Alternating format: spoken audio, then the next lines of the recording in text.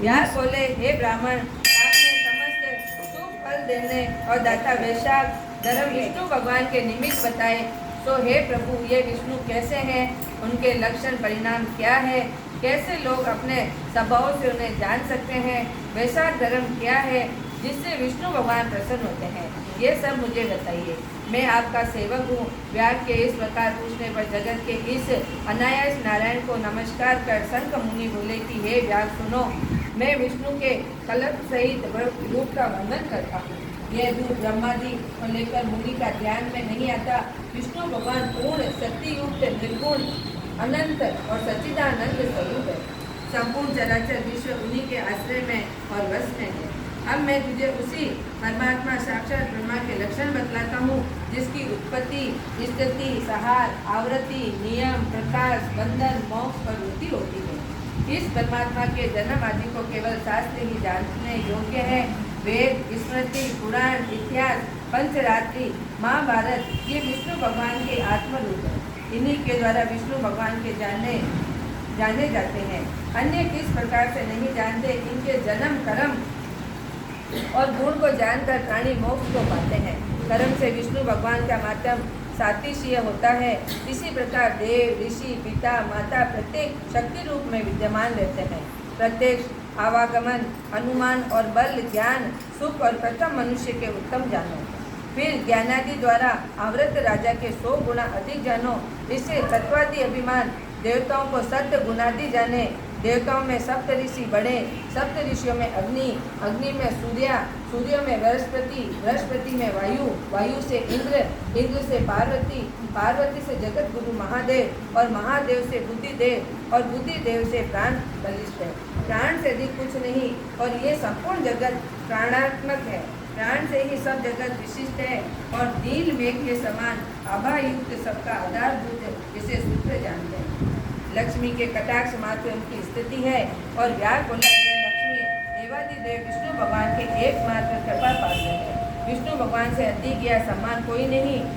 जीव है, ये प्राण नाम शुद्ध कैसा हुआ। हे ब्राह्मण, मेरे सामने इसका निर्णय कीजिए और परमात्मा प्राण से परे कैसे। शंख मुनि बोले, व्यास, जो निर्णय तू पूछता है वह सुन कि जो संपूर्ण जीवों के द्वारा प्राणादि के उद्देश्य को कहता हूँ।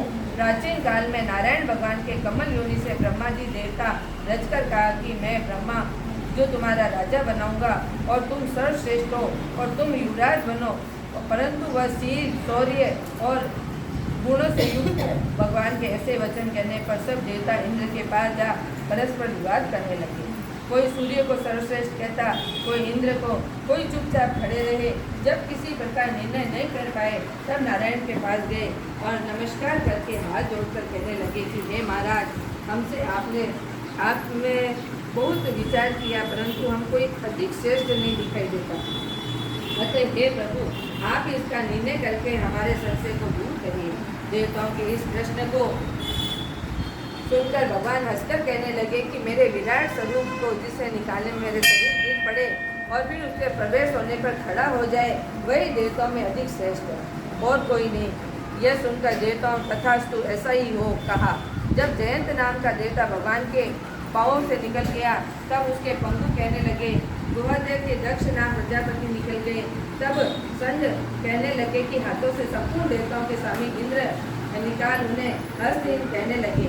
नेत्रों में सूर्य निकला और कानों को कहने लगे और नाक और अविनाशी कुमार निकले, उसे नासिका रहित कहने लगे।